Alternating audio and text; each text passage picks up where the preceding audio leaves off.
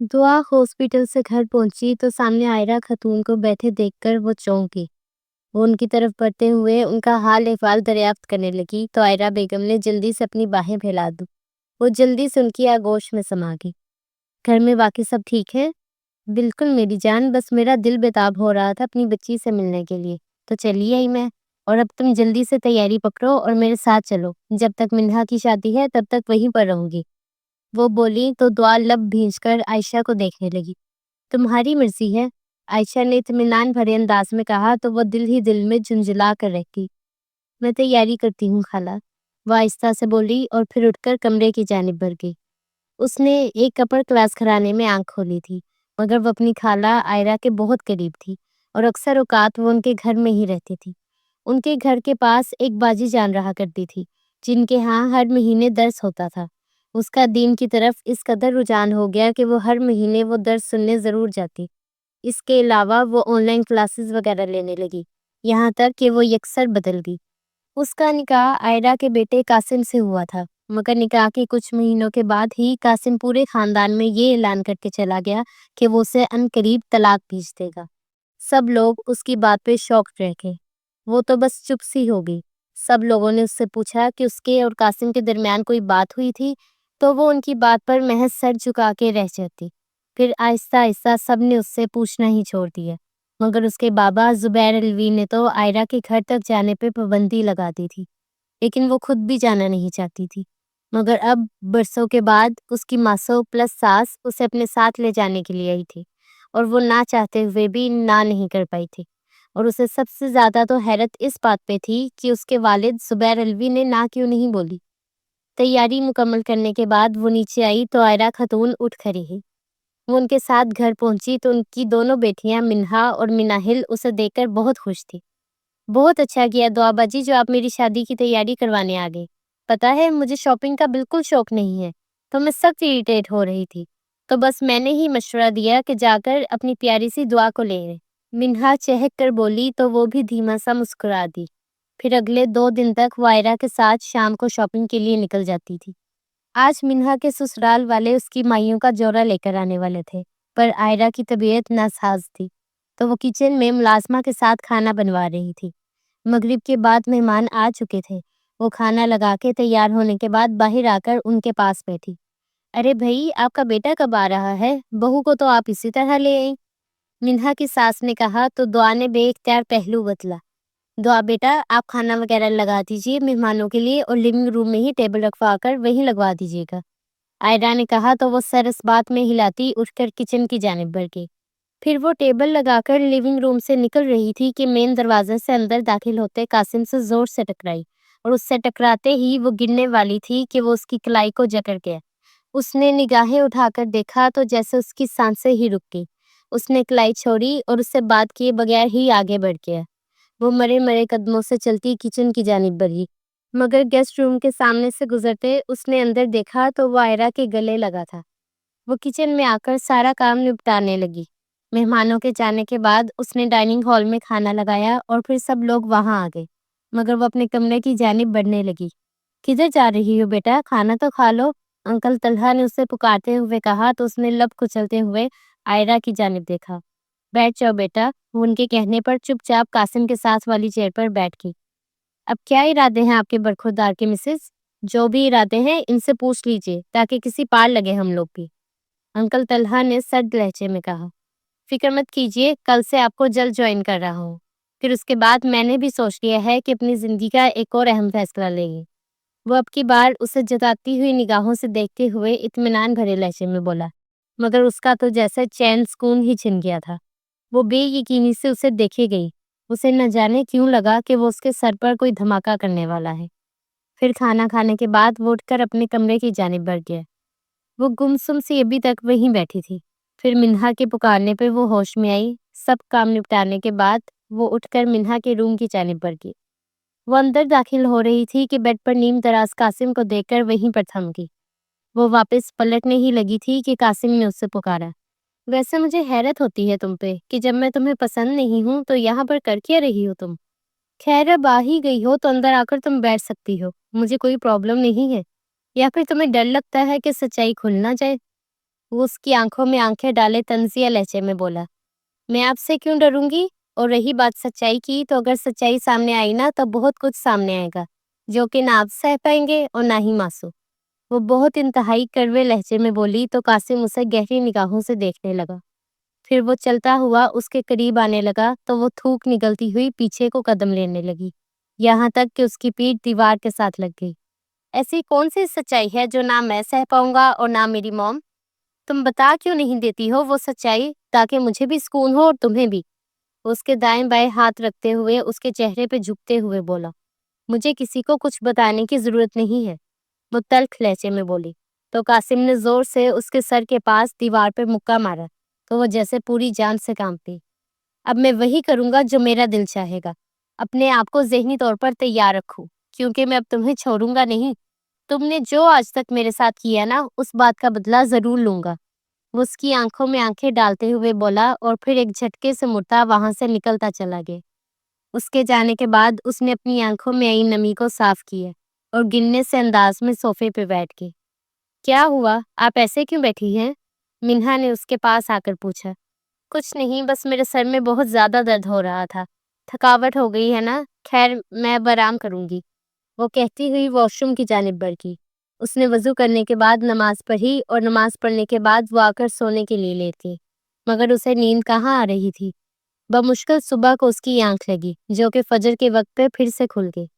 नमाज अदा की और चाय पीने के इरादे से वो किचन में आई तो वहां खड़े कासिम को देखकर ठटक गई। वो कॉफी बना रहा था। पियोगी तुम? उसने बिना उसे देखे पूछा। नो थैंक्स, मैं अपना काम खुद करती हूँ। उसने जब एक भरकर चम्मच चीनी का डाला तो कासिम ने मुड़कर उसे देखा।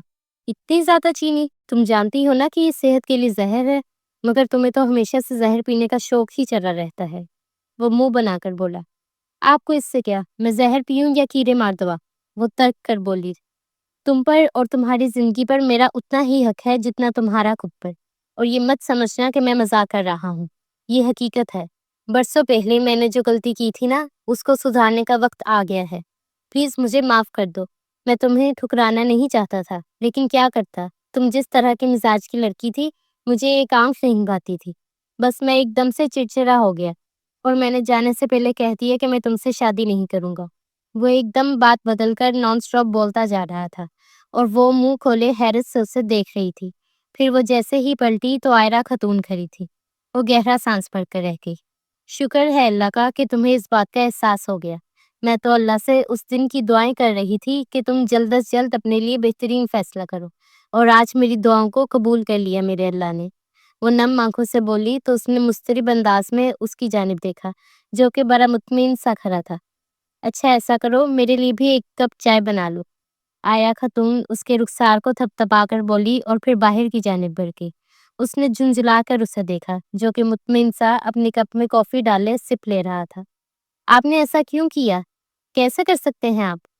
वो तल्ख लहजे में बोली। तुम्हें किसने कहा कि मैंने उन्हें झूठी उम्मीद दिलाई है? मैंने तो ऐसा कुछ नहीं किया। मैं सच में मरने की हद तक संजीदा हूँ। मैं तुमसे ही शादी करूंगा, डोंट वरी। ये अपनी गलती पर बहुत शर्मिंदा हूँ। वो इत्मीनान भरे लहजे में बोला तो उसने दोबारा से मुड़कर दरवाजे की तरफ देखा, तो वहां पर कोई भी मौजूद नहीं था। अब की बार उसकी आंखों में हैरत भरे तासरात उभर आए। अब तो वहां पर कोई नहीं है, किसको ये बात सुना रही है? उसने हैरानगी भरे लहजे में पूछा। माई डियर वाइफ, मैं तुमसे बात कर रहा हूँ। मैं अपनी गलती पर बहुत शर्मिंदा हूँ, क्योंकि मुझे इस तरह उस वक्त अपने ऊपर इल्ज़ाम लेकर जाना नहीं चाहिए था, बल्कि उसी वक्त मुझे तुम्हारा बैंड बजा देना चाहिए था। तुम्हें रुखसत करवाकर अपने साथ ले जाना चाहिए था, ताकि जो दिमाग अभी तक खराब है वो तभी सीधा हो चुका होता। मुझे लगा था कि मैं 5-6 बरस के बाद वापस आया हूँ तो तुम कुछ बदली होगी। उस बात पर शर्मिंदा हूँ मैं कि मैंने तुम्हारी वजह से अपने कीमती साल ज़ाया किए। तुम्हारी हकीकत छुपाने पर मैं शर्मिंदा हूँ। खैर, मैंने जो गलती की थी अब मैं उसे ज़रूर सुधारूंगा। वो उसकी ठोड़ी से थामे चबा चबाकर बोलता चला गया और वो गुमसुम सी उसे देख रही थी। अब मैंने अपनी मॉम के सामने तो अपनी पोजीशन क्लियर कर ली कि मैं तुम्हारे साथ रहना चाहता हूँ। वो ये बात अब तुम्हारे वालिद मोहतरम और तुम्हारी माँ साहिबा को पहुंच जाएंगी, और फिर ये बात पूरे खानदान में फैल जाएगी कि मैं अपने किए पर शर्मिंदा हूँ और तुमसे शादी के लिए तैयार हूँ। तो बस सारा मामला सेट, और कुछ दिनों में तुम मेरे कमरे में मौजूद होगी और फिर मैं तुम्हें तुम्हारी औकात याद दिलाऊंगा। وہ بولتا ہوا باہر نکل گیا اور وہ سر جھٹک کر ناشتہ کرنے لگی اور پھر ہاسپٹل کے لیے نکل گئی۔ ہاسپٹل سے واپسی کے لیے وہ نکلی تو باہر قاسم لینے آیا ہوا تھا۔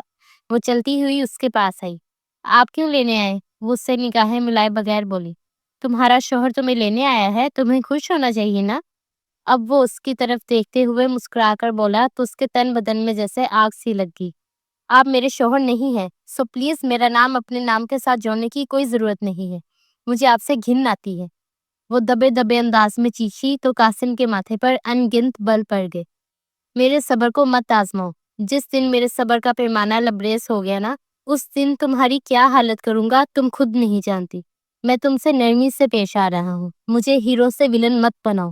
وہ اس کی آنکھوں میں آنکھیں ڈالے سرد لہجے میں بولا تو وہ سر جھٹک کر گاڑی میں بیٹھ گئی۔ وہ ڈرائیونگ سیٹ پر بیٹھتے ہوئے گاڑی سٹارٹ کر چکا تھا۔ کچھ کھاؤ گی؟ میرا تو کافی پینے کو من کر رہا ہے، تم پیو گی؟ وہ اسے دیکھتے ہوئے بولا۔ کس قدر ڈھیٹ انسان ہے نا آپ۔ میں آپ سے بات نہیں کرنا چاہتی اور آپ بار بار مجھ سے بات کرنا چاہتے ہیں۔ وہ ناگواری بھرے لہجے میں بولی تو وہ لب بھینچ کر گاڑی کی سپیڈ بڑھا گیا۔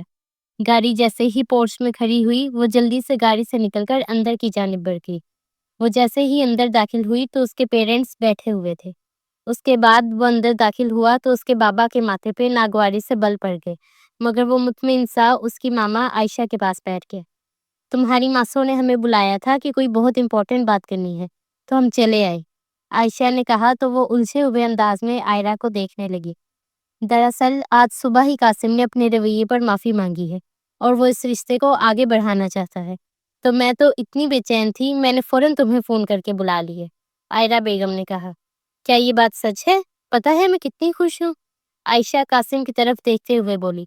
ماسو، آپ لوگوں کی خوشی سے بڑھ کر میرے لیے کچھ نہیں ہے، بس تب حالات کچھ ایسے تھے، کچھ میرا بچپنا سمجھ لیجیے، جو کہ بھری جوانی میں بھی گیا نہیں تھا، لیکن ان چند سالوں میں نے جب سوچا تو مجھے معلوم ہوا کہ مجھے یہ سب نہیں کرنا چاہیے تھا۔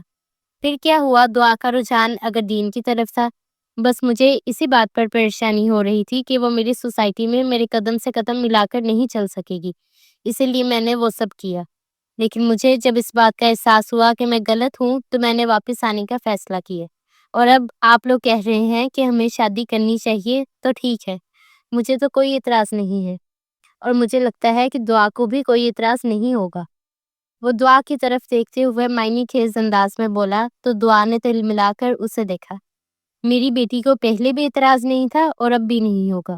میری بیٹی بڑوں کی باتوں کا مان رکھنا جانتی ہے، تم جیسے خود غرض نہیں ہے کہ وہ صرف خود کے متعلق سوچے، اور میں اسی وقت اگر آپ لوگوں کو ہاں بول دوں نا تو مجھے یقین ہے کہ میری بیٹی ہاں بولے گی، لیکن میں اپنی بیٹی کو بٹھا کر اس سے ایک بار پوچھنا چاہتا ہوں کہ کیا وہ ایسے شخص کو قبول کرنا چاہتی ہے جو کہ اسے ایک معمولی سی بات پہ چھوڑ کر چلا گیا تھا۔ زبیر علوی نے تلخ لہجے میں کہا تو قاسم نے بے اختیار اس کی جانب دیکھا، جو کہ بے چینی سے پہلو بدل رہی تھی۔ بالکل ٹھیک کہا آپ نے، اگر اس نے انکار کر دیا اور وہ میرے ساتھ نہ رہنا چاہے تو میں بھی اسے فورس نہیں کروں گا۔ وہ آہستہ سے سر جھکائے بولا تو دعا لب بھینچ کر رہ گئی۔ میری بیٹی کو کوئی اعتراض نہیں ہے، میں جانتی ہوں وہ کتنی اداس رہتی ہے اور اس نے تمہارے علاوہ کسی کو نہیں چاہا، بس میں تو چاہتی ہوں کہ یہ شادی جلد از جلد ہو جائے۔ عائشہ بیگم کی بات پہ دعا کا رنگ فک ہو گیا۔ اعتراض ہے یا نہیں یہ فیصلہ دعا کرے گی مسز، اور دعا بیٹا ٹینشن مت لیجیے گا، آپ کا جو بھی فیصلہ ہوگا ہمیں دل و جان سے قبول ہوگا۔ اگر آپ کو اس کے ساتھ نہیں رہنا اور کھلا چاہیے تو بھی ہم آپ کے ساتھ ہیں۔ زبیر الوی کی بات پہ عائرہ بیگم کا چہرہ متغیر ہو گیا۔ یہ آپ کیا کہہ رہے ہیں زبیر بھائی، اور ایسے کیسے رشتہ ٹوٹ جائے گا؟ اور اب تو قاسم بھی راضی ہے اور دعا تو پہلے ہی راضی تھی نا، عائرہ بیگم نے بے چینی بھرے انداز میں کہا۔ معاف کیجیے گا عائرہ بہن، میں آپ کا بہت احترام کرتا ہوں، مگر مجھے آپ سے اس بات کی امید نہیں تھی۔ آپ اپنے بیٹے کے لیے خود غرض بن رہی ہیں۔ اگر میری بیٹی کی جگہ آپ کی بیٹی یہاں پر ہوتی تو کیا فیصلہ کرتی؟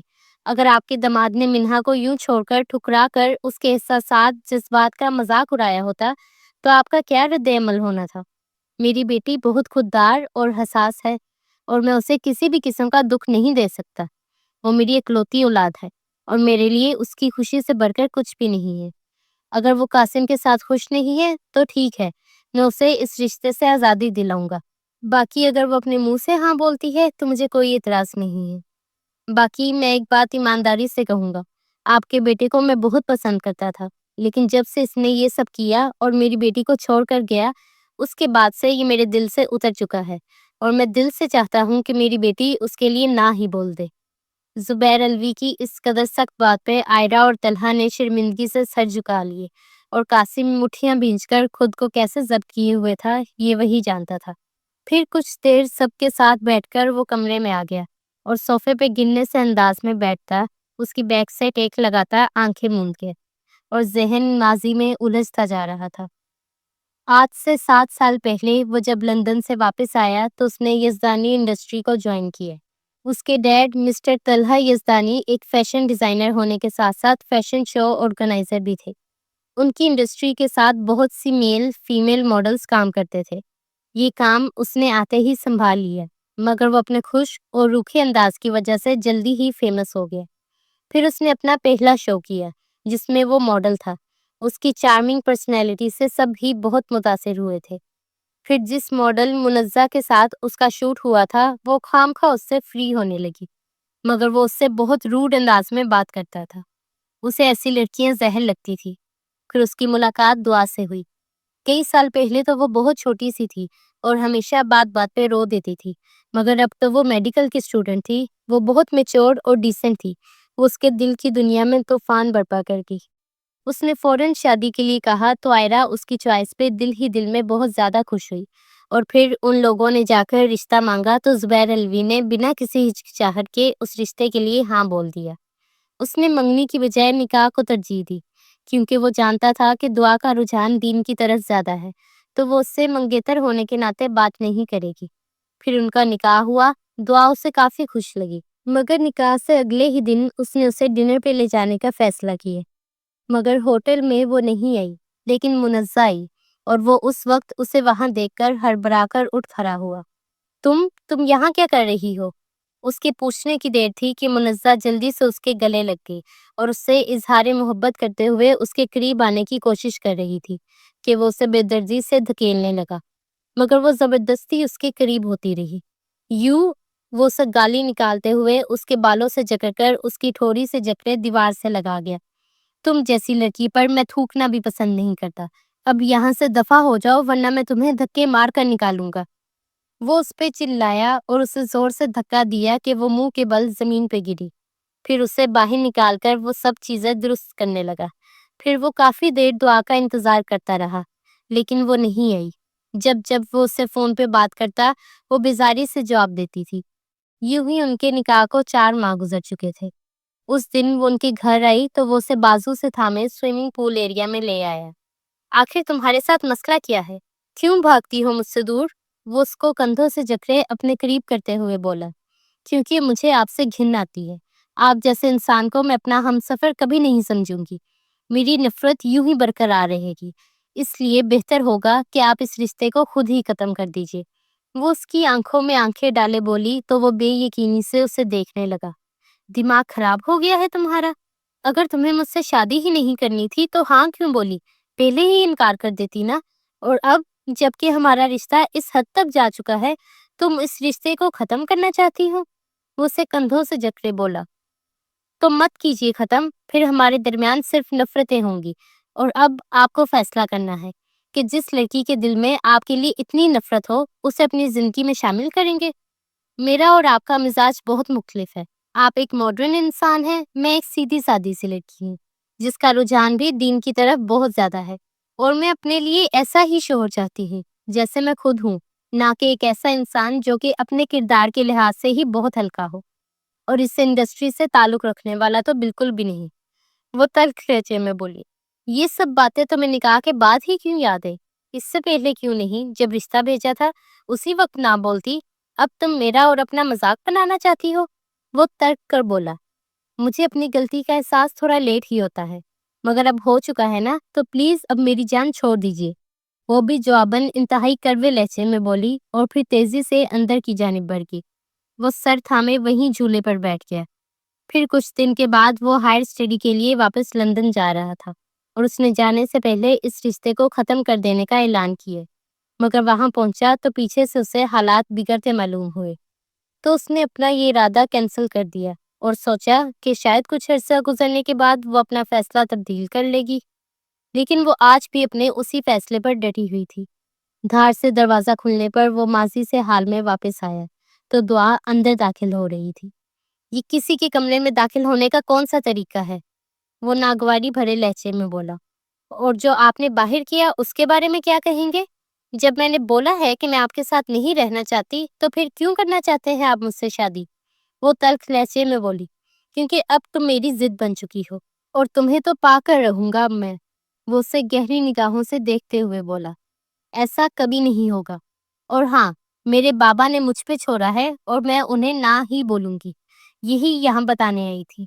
وہ کہتے ہوئے واپس مڑنے ہی لگی تھی کہ وہ ایک جست میں ہی اٹھ کر تیزی سے دروازے کی جانب بڑھا اور زور سے دروازہ بند کرتا اس کی طرف خشمگین نگاہوں سے دیکھنے لگا۔ ہٹیے میرے سامنے سے، ورنہ میں چلا کر سب کو بلاؤں گی۔ وہ غصے سے بولی۔ ضرور بلاؤ، اور میں بتاؤں گا وہی حقیقت جو آج سے کئی سال پہلے میں چھپا کر یہاں سے چپ چاپ چلا گیا تھا۔ ہر ایک نے مجھے ہی گنہگار سمجھا، لیکن اب ایسا نہیں ہوگا۔ بہت ذلیل ہو چکا میں بھی اور میرے والدین بھی تمہارے والد محترم کے سامنے۔ انہیں تو ہر وقت موقع چاہیے ہمیں ذلیل کرنے کا، لیکن اب میں ذلیل نہیں ہونے دوں گا انہیں۔ تمہیں جا کر انکار کرنا ہے تو شوق سے کرو، لیکن ایک بات یاد رکھنا، ادھر تم انکار کرو گی اور میں اس دن کی حقیقت سب کو بتا دوں گا کہ حقیقت میں تم میرے ساتھ نہیں رہنا چاہتی تھی اور تم میرے کندھے پر بندوق رکھ کر اس رشتے سے آزاد ہونا چاہتی تھی۔ وہ اس کی آنکھوں میں آنکھیں ڈالے بولتا چلا گیا۔ وہ فقط چہرے سے اسے دیکھ رہی تھی۔ کیا ہوا؟ اڑ گئے ہوش تمہارے؟ اور یہی اب میں اڑانا چاہتا ہوں۔ 5 سال جس اندیکھی آگ میں جھلسا ہوں، اب میں تمہیں جھلساؤں گا۔ وہ اسے کندھوں سے دبوچے چبا چبا کر بولا۔ پھر وہ اسے ایک جھٹکے سے چھوڑ کر دروازہ کھول کر صوفے پر بیٹھ گیا۔ وہ من بھر کے قدموں کے ساتھ کمرے سے نکل کر باہر کی جانب بڑھی۔ اس کو لگ رہا تھا کہ شدت غم سے اس کا دل پھٹ جائے گا۔ وہ چیخ چیخ کر رونا چاہتی تھی مگر رو نہیں پا رہی تھی۔ اس نے باجی جان سے ملنے کا فیصلہ کیا۔ فریش ہونے کے بعد ان سے ملنے کے لیے پہنچی تو وہ کھانا وغیرہ پکا رہی تھی۔ انہوں نے اسے بیٹھنے کو کہا۔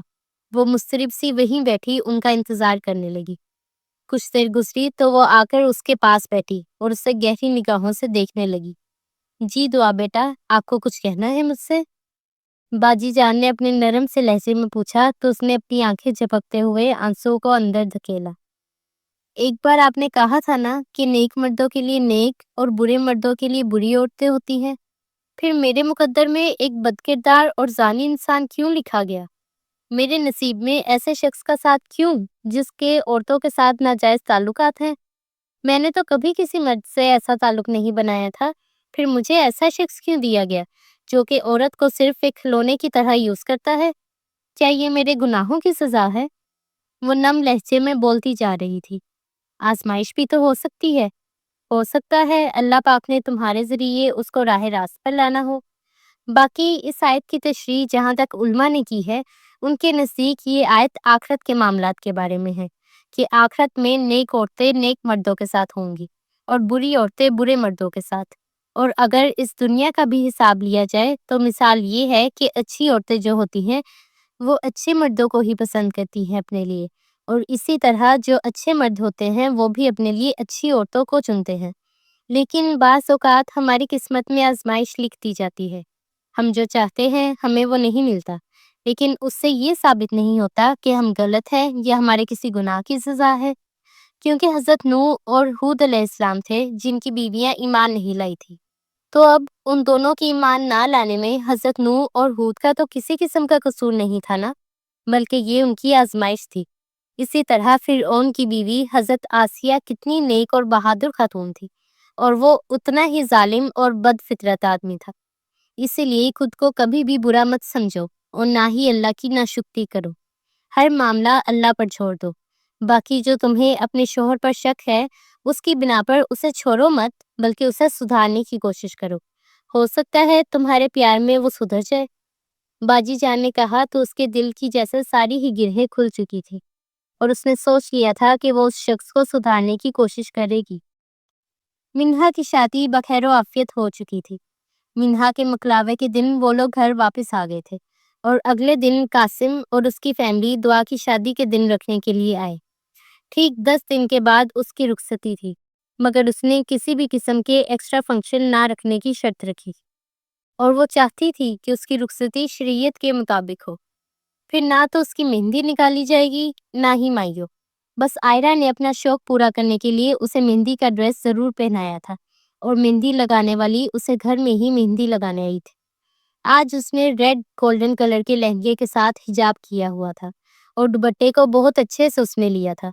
کسی بھی قسم کا فوٹو شوٹ کرنے کی بھی اجازت نہیں تھی، حالانکہ یزدانی گروپ آف انڈسٹری کے بیٹے کی شادی تھی اور میڈیا ان کی شادی کی کوریج کرنا چاہتا تھا، مگر انہیں اجازت نہیں دی گئی تھی اور یہ اجازت قاسم نے ہی نہیں دی تھی۔ وہ رخصت ہو کر یزدانی ہاؤس پہنچی تو اسے مناہل نے کمرے تک پہنچایا۔ وہ اسے بٹھا کر باہر نکلی تو وہ بیڈ گراؤنڈ سے ٹیک لگا کر اپنی کمر سیدھی کرنے لگی۔ کچھ دیر کے بعد وہ اندر داخل ہوا اور شیروانی اتار کر بیڈ پہ اچھالی اور صوفہ چیئر پہ بیٹھا سگریٹ کی کش لگاتا اسے گہری نگاہوں سے دیکھنے لگا۔ وہ بے چینی سے نگاہیں جھکائے بیٹھی تھی۔ اسے سخت قسم کی جھنجھلاہٹ ہو رہی تھی، مگر وہ کسی بھی قسم کی بدمزگی نہیں چاہتی تھی۔ کس کے انتظار میں بیٹھی ہو؟ مجھ سے نفرت ہے تمہیں؟ میرے وجود سے بھی گھن آتی ہے؟ تو پھر کس کے لیے سچ سور کر بیٹھی ہو؟ وہ کڑوے لہجے میں بولا تو اس نے نگاہیں اٹھا کر اسے دیکھا۔ ہاں آتی ہے، لیکن آپ میرے شوہر ہیں اور باجی جان نے مجھے کہا ہے کہ بہرحال مجھے اپنے شوہر کی اطاعت کرنی ہے اور ان کے سارے حقوق ادا کرنے ہیں۔ میں آپ جیسی نہیں ہوں جو خلاف شرع کام کروں۔ میں اپنی پوری کوشش کرتی ہوں کہ دین کے مطابق چلوں۔ وہ تلخ لہجے میں بولی تو وہ کہکا لگا کر ہنس پڑا۔ واہ، رخصتی کے بعد تمہارا شوہر بن گیا، اس سے پہلے نہیں تھا کیا؟ سب سے امپورٹنٹ چیز تو نکاح ہوتا ہے نا۔ میں تو 5 سال سے تمہارا شوہر ہوں۔ 5 سال سے تم مجھ سے گھن کھاتی رہی ہو اور آج تم میرے حقوق ادا کرنے کی بات کر رہی ہو۔ ہنسی آ رہی ہے مجھے تم پر۔ تم اگر نیک ہو تو بار بار کیوں جتاتی ہو کہ تم نیک ہو؟ میں نے کب کہا کہ میں نیک ہوں؟ میں یہ کہنا چاہتی ہوں کہ میں کوشش کرتی ہوں کہ خلاف شرع کام نہ کرتے ہوئے دین پہ چلو۔ ہم دونوں اب ایک دوسرے کے ساتھ رہنے والے ہیں، تو اسی لیے میں چاہتی ہوں کہ آپ بھی دین کے مطابق زندگی بسر کریں۔ وہ اس کے پاس والی چیئر پہ بیٹھتے ہوئے بولی تو وہ سگریٹ کو لبوں سے لگا کر گہرا کش بھرتا اسے دیکھنے لگا۔ تو تم مجھے اجازت دے رہی ہو کہ میں تمہارے جسم کو چھو سکتا ہوں؟ وہ سگریٹ کو ایش ٹرے میں مسلتے ہوئے معنی خیز لہجے میں بولا تو وہ نگاہیں جھکا گئی۔ کیا ہوا، پریشان ہو؟ مجبوری کے تحت مجھے اجازت دے رہی ہو؟ جب گھن آ رہی ہے تو کہو نا کہ تمہیں گھن آ رہی ہے۔ یوں میرے سامنے بے بس اور مجبور بننے کی ضرورت نہیں ہے۔ مجھے منافقت سے سخت نفرت ہے۔ میں جیسا ہوں ویسا ہوں۔ مجھے اچھا یا برا بننا نہیں آتا۔ میں یہ نہیں کہتا کہ تم جو بظاہر نظر اچھی آتی ہو ویسی نہیں ہو، لیکن کچھ سچائی بھی ہے، کیونکہ تم نے بلا وجہ مجھے ایک گھٹیا نیچ قسم کا آدمی سمجھ لیا، اور شاید یہ جو تم خود کو نیک سمجھتی ہو نا، اس کی وجہ سے تمہارے اندر کا غرور بولتا ہے۔ اب مجھے تم سے الجھن ہو رہی ہے۔ وہ اس کی آنکھوں میں آنکھیں ڈال کر بولا اور پھر اسے گمسم چھوڑ کر واش روم کی جانب بڑھ گیا۔ ان کا ولیمہ بھی انتہائی سادگی سے ہوا تھا۔ وہ آج میکے سے ہو کر گھر آئی تو لاؤنج سے کسی کے ہنسنے کی آواز آ رہی تھی۔ وہ جیسے ہی آگے بڑھی تو قاسم کے ساتھ بیٹھی منزہ کو دیکھ کر اس کے قدم وہیں پہ تھم گئے۔ تو تم کب دے رہے ہو اپنی بیوی کو طلاق؟ تم نے کہا ہے نا کہ تم مجھ سے شادی کے لیے تیار ہو، بس کچھ عرصے تک تم اپنی بیوی کو طلاق دے دو گے۔ تم جانتے ہو میں تمہیں کتنا پسند کرتی ہوں۔ میں نہیں برداشت کر سکتی تمہارے ساتھ اسے۔ منزہ بولتی جا رہی تھی اور وہ گمسم سی کھڑی تھی۔ پھر وہ الٹے پاؤں مڑی اور سوئمنگ پول ایریا میں آ کر وہاں پڑے بینچ پہ بیٹھ گئی۔ اس کی حسین آنکھوں سے آنسو بہہ رہے تھے۔ کچھ دیر کے بعد وہ اندر آئی تو اسے پتا چلا کہ وہ منزہ کے ساتھ کہیں باہر چلا گیا ہے۔ وہ بے چین سی آ کر کمرے میں بیٹھ گئی۔ کچھ دیر کے بعد وہ گنگناتا ہوا اندر داخل ہوا اور ایک نگاہ غلط اس پر ڈالے بغیر وہ وارڈروب کی جانب بڑھ رہا ہے۔ وہ اپنے کپڑے نکال کر واش روم کی طرف بڑھنے ہی لگا تھا کہ وہ اس کے سامنے آ کر کھڑی ہو گئی۔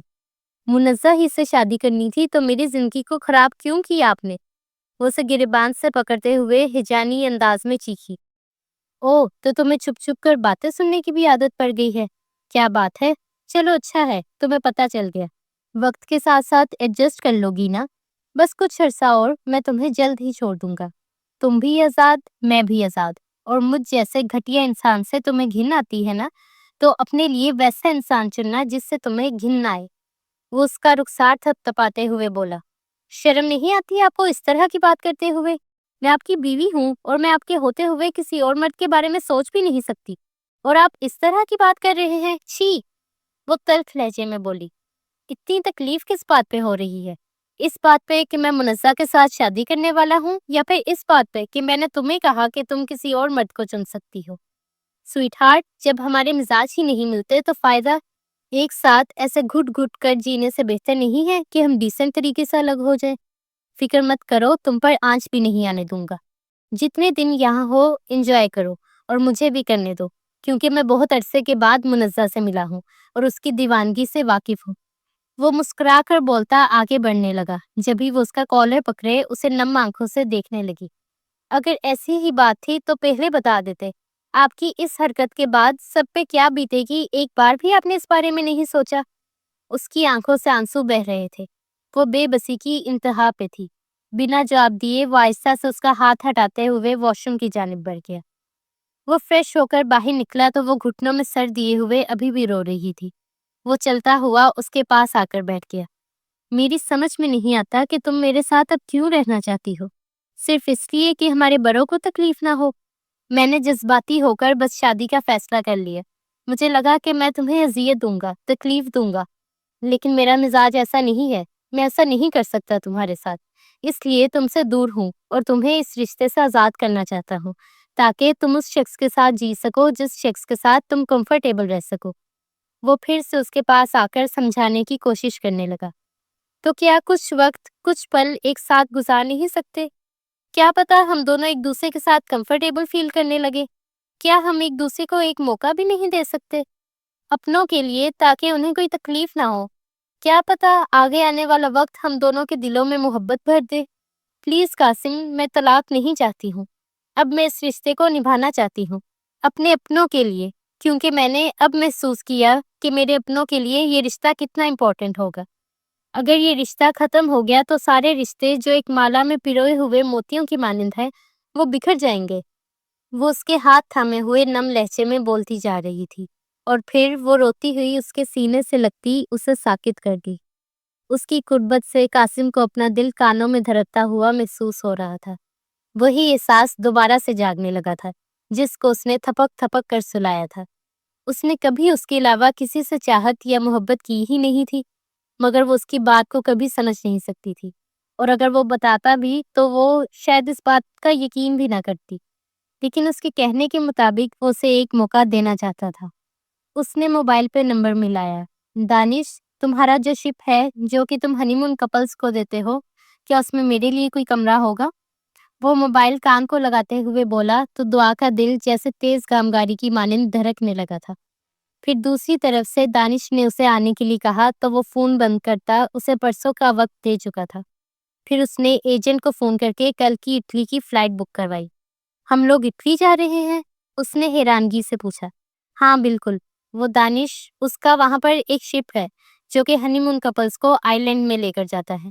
وہاں سمندر میں ان کے ہنی مون ہوتے ہیں، مختلف جگہوں پر وہ گھومتے پھرتے ہیں، اور میں نے ہمیشہ سوچا تھا کہ میں تمہیں اسی جگہ پر لے کر جاؤں گا، تو بس چل رہے ہیں۔ وہ ہلکی سی مسکراہٹ کے ساتھ بولا۔ اگلے دن وہ دونوں اٹلی پہنچ چکے تھے، اور اس سے اگلے دن وہ شپ پر موجود تھے۔ دانش نے جو کمرہ دیا وہ اسپیشل روم تھا، اور اسے ہنی مون کپل کے لیے ڈیکوریٹ کیا گیا تھا۔ فریش ہونے کے بعد وہ لوگ لنچ کرنے لگے، پھر وہ اس کے ساتھ عرشے پہ آ گئے۔ وہ شال اوڑھے، حجاب کیے، بہت کھلی کھلی سی لگ رہی تھی۔ وہاں ہنی مون کپلز بڑی بے باکی سے ایک دوسرے کے گلے لگے ہوئے تھے۔ وہ تو ان چیزوں کا عادی تھا، تو اس کے لیے تو یہ عام تھا، مگر دعا ان سب چیزوں سے بہت دور رہی تھی، تو اسی لیے وہ کافی زیادہ جھجک کا شکار تھی، اور اس کا چہرہ سرخ ہوا تھا۔ اس کے ہر اعزاز سے اس کی بے چینی جھلک رہی تھی۔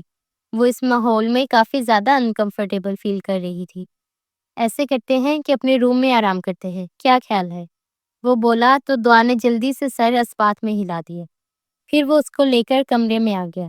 قاسم جب اس کے ساتھ بیڈ پہ جا کر لیٹا تو دعا حیا سے سمٹ کر دور ہوئی، تو قاسم لب بھینچ کر اس سے رخ پھیر کر لیٹ گیا۔ دعا بھی سونے کی کوشش کرنے لگی، مگر دل میں عجیب سا خوف تھا، اسے نیند نہیں آ رہی تھی۔ پوری رات اس نے آنکھوں میں کاٹی تھی، پھر اگلا دن بھی اس کا یوں ہی گزرا۔ عجیب بورنگ دن تھے۔ نہ بندہ کہیں آ جا سکتا تھا اور نہ کچھ کر سکتا تھا، بلکہ عجیب ہی منظر تھا۔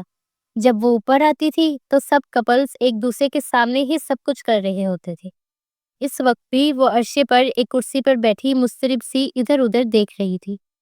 قاسم، میں کمرے میں جا رہی ہوں، مجھے یہ سب بہت عجیب لگ رہا ہے، وہ کہتی ہوئی اٹھ کر اپنے کمرے میں آ گئی۔ کچھ دیر کے بعد قاسم بھی کمرے میں آ گیا۔ بس آج کی رات ہے، پھر ہم لوگ کل ہوٹل واپس چلیں گے، اور پھر میں جاتے ہی ٹکٹس کرواتا ہوں اور 1-2 دن میں پاکستان کے لیے نکلتے ہیں۔ وہ سرد آہ بھرتے ہوئے بولا تو وہ چونک گئی۔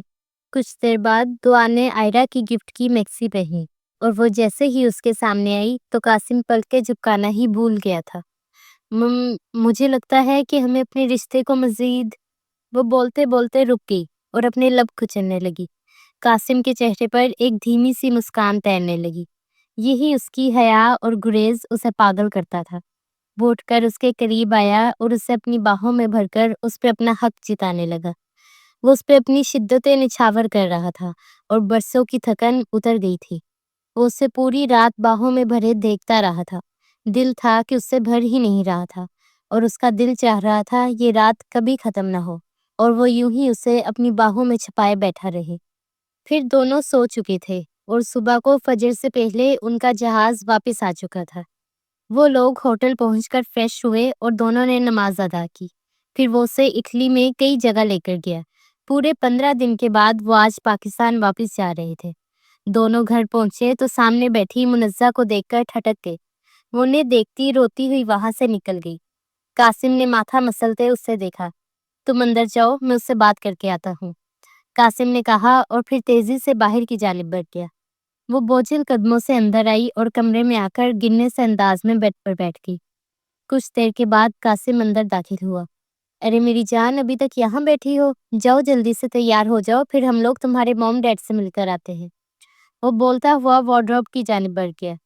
"کیا کہا پھر اس سے آپ نے؟" وہ ٹوٹے ہوئے لہجے میں بولی تو قاسم کے کپڑے نکالتے ہاتھ تھم گئے۔ وہ مڑ کر اس کو دیکھنے لگا۔ وہ واپس اس کے پاس آیا اور اس کے ساتھ بیٹھتے ہوئے اس کا ہاتھ تھام لیا۔ "اسے سمجھا لوں گا، مجھے امید ہے کہ وہ سمجھ جائے گی." وہ اس کے ہاتھ پر بوسہ دیتے ہوئے بولا تو وہ گہرا سانس بھر کر رہ گئی۔ اگلے دن وہ ہسپتال پہنچی اور مریضوں کو چیک کر رہی تھی کہ اسے اس کی اسسٹنٹ نے آ کر بتایا کہ اس سے کوئی مس منزہ ملنے آئی ہے۔ اس نے فوراً اسے اندر بھیجنے کو کہا۔ منزہ کے ہاتھ میں رپورٹ تھی، اور جیسے ہی اس نے وہ رپورٹ اس کے سامنے رکھی تو دعا چونک کر اسے دیکھنے لگی۔ "آپ پریگننٹ ہیں؟ اگر آپ پریگننٹ ہیں تو پھر آپ قاسم کی زندگی میں کیوں رہنا چاہتی ہیں؟" وہ تلخ لہجے میں بولی۔ "میں قاسم کے بچے کی ماں بننے والی ہوں." منزہ نے کہا تو اس کے ہاتھ سے وہ رپورٹ چھوٹ گئی اور اسے لگا اس کا سانس رک جائے گا۔ "پلیز تم میری مدد کر سکتی ہو، مجھے قاسم دے دو، میری زندگی برباد ہو جائے گی۔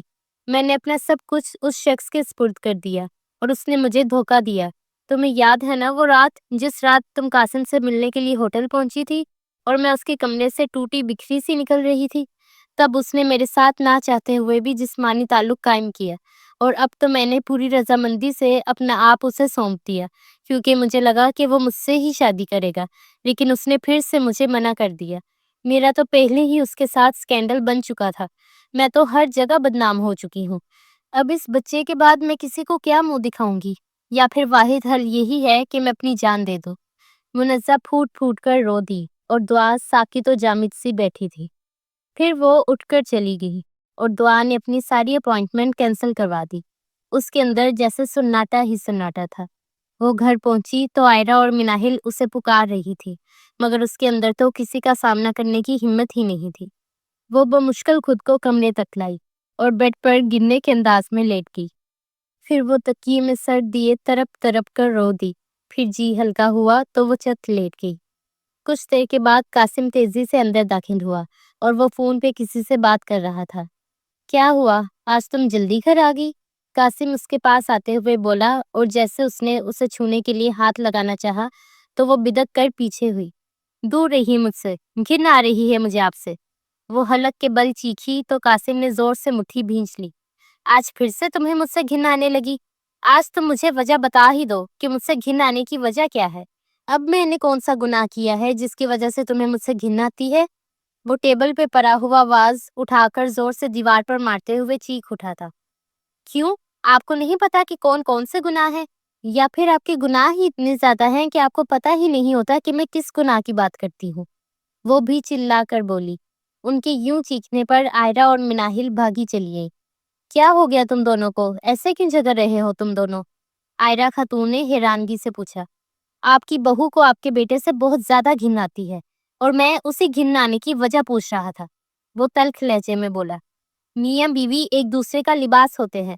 میں آپ کو بے لباس نہیں کرنا چاہتی تھی، لیکن اب بس بہت ہو گیا۔ بہت درد دے دیا آپ نے منزہ کو اور مجھے۔ وہ تو چپ چاپ سہ کر چپ رہے گی، لیکن میں چپ نہیں رہوں گی۔ اب بس بہت ہو گیا۔ بہت عرصے سے آپ کو یہی جاننے کا شوق تھا نا کہ مجھے آپ سے گھن کیوں آتی ہے۔ جب آپ نے مجھے نکاح کے اگلے دن ہوٹل میں ملنے کے لیے بلایا تھا، میں وہاں پہنچی تھی، لیکن جیسے ہی میں کمرے کے سامنے پہنچی تو کمرے سے ابتر حالت میں نکلتی منزہ کو دیکھ کر میرے پیروں تلے سے زمین نکل گئی۔ میں نے جب اس سے وجہ پوچھی تو اس نے بتانے سے منع کر دیا، لیکن میرے فورس کرنے پر اس نے مجھے بتایا کہ آپ نے اس کے ساتھ زبردستی کی ہے۔ میں ٹوٹ گئی، بکھر گئی، بمشکل خود کو سنبھالا اور آپ سے طلاق کا مطالبہ کیا۔ آپ کے جانے کے بعد میں خود کو سمیٹ چکی تھی، لیکن آپ کو تو میری زندگی برباد کرنی تھی، سو کر دی، اور اس کے ساتھ ساتھ منزہ کی بھی کر دی۔ مبارک ہو ماسو، آپ اپنے بیٹے کی ناجائز اولاد کی دادی بننے والی ہیں۔ وہ بولتی چلی گئی اور قاسم مٹھیاں بھینچ کر کھڑا تھا۔ یہ کیا کہہ رہی ہو تم؟ میرا بیٹا ایسا کر ہی نہیں سکتا، آئرہ بیگم تڑپ کر بولی۔ ایسا کر چکا ہے آپ کا بیٹا ماسو۔ آج منزہ کی حالت دیکھتی تو آپ کا کلیجہ منہ کو آتا، کتنا ٹوٹ چکی ہے وہ۔ اب آپ سے گزارش ہے کہ یہ شادی کر لیجئے گا تاکہ آپ کا بچہ ناجائز کی گالی نہ سنے۔ وہ تلخ لہجے میں بولتی وارڈروب کی جانب بڑھ گئی اور اپنے کپڑے اٹیچی کیس میں رکھنے لگی۔ بہت خوب، تم نے ایک غیر لڑکی پہ بھروسہ کیا کیونکہ وہ لڑکی ہے، مگر مجھ پہ بھروسہ نہیں۔ ٹھیک ہے، تمہاری گزارش پہ عمل ہوگا، اور ماما منزہ کے ساتھ میری شادی کی تیاری کیجیے، وہ سرد لہجے میں بولا اور پھر ٹیبل کو ٹھوکر مارتا باہر نکل گیا۔ میں تمہیں کیا کہوں؟ آج تم نے جو کیا اس کے بعد مجھے میرے بیٹے کے سامنے شرمندہ کر دیا، آئرہ نے تلخ لہجے میں کہا اور پھر باہر نکل گئی۔ وہ ٹوٹی بکھری سی گھر آ گئی تھی۔ آئرہ فون پہ ساری بات بتا چکی تھی، اور یہ بھی کہ قاسم نے اس کے کہنے پہ اسے طلاق دینے کا فیصلہ کیا تھا۔ اس کے موم ڈیڈ بھی اسے نہیں بلا رہے تھے۔ پھر اس کی ماں کمرے میں آئی اور پاس آ کر اسے عجیب نگاہوں سے دیکھنے لگی۔ قاسم کی شادی کی لائیو کوریج چل رہی ہے، دیکھو گی نہیں؟ عائشہ نے کہا اور پھر ٹی وی آن کیا تو وہاں تو چٹ پٹی نیوز چل رہی تھی، اور اینکر بتا رہی تھی منزہ ملک کی جھوٹی پریگننسی کے بارے میں، اور پھر اس کے بعد ایک ویڈیو چل گئی جس میں نشے میں دھت منزہ اپنی سازشوں کا اعتراف کرتے قاسم کی بے گناہی ثابت کر چکی تھی، اور قاسم نے اس کے خلاف ہراسمنٹ کا کیس کروایا تھا۔ وہ پھٹی پھٹی نگاہوں سے سکرین کی جانب دیکھ رہی تھی۔ یہ کیا کیا میں نے اپنے شوہر پہ یقین نہیں کیا۔ وہ اپنے بال نوچتے ہوئے تڑپ تڑپ کر رو دی۔ تم نے اپنے ہاتھوں سے سب برباد کر دیا ہے۔ بنا ثبوت کے کسی کے الزام کو سچ جاننا چاہیے ہی نہیں تھا۔ تم نے یک طرفہ بات سن کر سارے فیصلے کر لیے، ایک بار بھی اپنے شوہر کی سننے کی کوشش نہیں کی۔ ابھی بھی وقت ہے، جاؤ جا کر اپنا سب کچھ سنبھالو، عائشہ نے کہا تو وہ جلدی سے اٹھی اور منہ ہاتھ دھو کر یزدانی ولائی۔ سب لوگ لاؤنج میں بیٹھے تھے۔ اسے دیکھتے ہی لاؤنج میں موت سا سناٹا چھا گیا۔ قاسم اسے دیکھتے ہی اٹھ کر چلا گیا تھا۔ مجھ سے بہت بڑی غلطی ہوئی ہے، آپ لوگ مجھے معاف کر دیجئے، وہ آہستہ سے بولی۔ میرے بیٹے کے دل کے ٹکڑے ٹکڑے کر دیے تم نے، مگر میرے بیٹے نے تم پہ آنچ تک نہیں آنے دی۔ سارے الزام وہ سہتا رہا، پھر بھی تمہیں اس کی اچھائیوں کا یقین نہیں ہوا۔ ہم لوگ تمہیں کچھ کہنے والے کون ہوتے ہیں؟ معافی اپنے شوہر سے مانگو، آئرہ بیگم نے کہا تو وہ اٹھ کر کمرے میں آ گئی۔ وہ صوفے پہ بیٹھا تھا۔ وہ چلتی ہوئی پاس آئی۔ کیوں آئی ہو مجھ جیسے بدکردار انسان کے پاس؟ وہ تلخ لہجے میں بولا تو وہ بے دردی سے لب کچلنے لگی۔ پھر وہ اس کے پاس زمین پہ بیٹھتے اس کے پاؤں پکڑنے لگی تو وہ جلدی سے اٹھ کر پیچھے ہو گیا۔ اچھا ہوگا تم واپس چلی جاؤ، کیونکہ تم میرے دل سے اتر چکی ہو۔ اب میں تمہیں کبھی دل میں نہیں رکھنا چاہتا، وہ سرد لہجے میں بولا اور پھر باہر نکل گیا۔ آنے والے دنوں میں وہ اس کے آگے پیچھے دیوانوں کی طرح معافیاں مانگتی پھرتی تھی۔ دن میں جب گھر نہیں ہوتا تھا، پتہ نہیں کتنی بار آئی ایم سوری کے میسیجز بھیجتی۔ اور رات کو گھر آتا تو سب سے پہلے کان پکڑ کر سوری کرتی۔ آج وہ بڑے دل سے اس کے لیے تیار ہو کر اس کا انتظار کر رہی تھی۔ باریک شفون کی میکسی میں وہ غضب ڈھا رہی تھی۔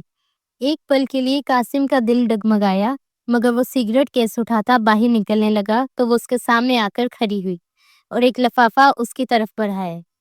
کیا ہے یہ؟ وہ اسپاٹ لہجے میں بولا۔ آپ کا سرپرائز جو آپ کو بہت خوش کرے گا۔ نہیں چاہیے تمہاری خوشی، باہر میں جاؤ تم اپنی خوشی سمیت، وہ غصے سے بولا اور باہر نکل گیا۔ کافی دیر کے بعد وہ واپس آیا تو وہ ٹھنڈی زمین پہ لیٹی تھی۔ کیا پاگل پن ہے یہ دعا، اٹھو بیڈ پہ جا کر لیٹو، وہ اس کے پاس جا کر بولا، مگر وہ نہیں ہلی۔ اس نے کندھا ہلاتے اسے پکارا مگر وہ ٹس سے مس نہ ہوئی۔ اس نے بازو سے پکڑے اسے سیدھا کیا تو وہ بے ہوش تھی۔ وہ تو اسے یوں ہوش و حواس سے بیگانہ دیکھ کر اپنے ہوش کھو بیٹھا تھا۔ وہ اسے بیڈ پہ لٹاتا اپنے ڈاکٹر کو کال کرنے لگا۔ گھر والے بھی سب آ چکے تھے۔ کچھ دیر کے بعد اسے ہوش آ چکا تھا۔ ڈاکٹر نے آ کے اسے چیک کیا تھا۔ آئی تھنک یہ پریگننٹ ہے، آپ کسی گائنی ڈاکٹر کو چیک کروا لیں، ڈاکٹر نے کہا تو وہ سب چونک گئے سوائے دعا کے۔ ڈاکٹر کو باہر چھوڑ کر وہ واپس آیا اور ٹیبل پہ پڑا لفافہ اٹھا کر کھولا تو اس میں پریگنینسی ٹیسٹ تھا اور ریزلٹ پازیٹیو تھا۔ وہ گہرا سانس بھرتا اس کے پاس جا کر بیٹھ گیا، جو کہ سر جھکائے رو رہی تھی۔ چپ کرواؤ اس سے، چپ ہی نہیں ہو رہی، بچے کے لیے یہ ٹھیک نہیں ہے، آئرہ نے کہا اور پھر وہ لوگ اٹھ کر چلے گئے۔ وہ گہرا سانس بھرتا اس کا ہاتھ تھام گیا۔ آئی ایم سوری، مجھے وہ نہیں کہنا چاہیے تھا، مگر تم میرے حواسوں پہ چھا رہی تھی تو بس جھلاہٹ میں نکل گیا، وہ کان پکڑ کر بولا تو وہ اس کے گلے لگی تڑپ تڑپ کر رو دی۔ I'm sorry Qasim, I'm really sorry, وہ روتے ہوئے بولی تو قاسم نے اپنے انگوٹھے کے پوروں سے اس کے آنسو صاف کیے۔ بس اب اور نہیں، چلو آج سے اپنے جونیئر کے ساتھ نئی زندگی کا آغاز کرتے ہیں اور وعدہ کرتے ہیں کہ کچھ بھی ہو جائے اب ایک دوسرے پہ یقین کریں گے۔ میاں بیوی کا رشتہ یقین پہ ہی قائم ہوتا ہے اور پھر وہ حقیقت میں ہم سفر کہلاتے ہیں۔ اب چلو آج سے یقین کا سفر طے کرتے ہیں، ہم سفر بننے کی منزل کو پاتے ہیں۔ وہ اپنی چوری ہتھیلی پھیلا کر گمبھیر لہجے میں بولا تو وہ نم آنکھوں سے مسکرا کر اپنا نازک ہاتھ اس کی ہتھیلی پہ رکھتی۔ اس کے ہاتھ کو ہلکا سا دباتے اس کی پشت پہ لب رکھتا اسے اپنی باہوں کے حصار میں لے گیا۔ اس کے سینے سے لگی اس کا ساتھ جنت میں بھی مانگ رہی تھی۔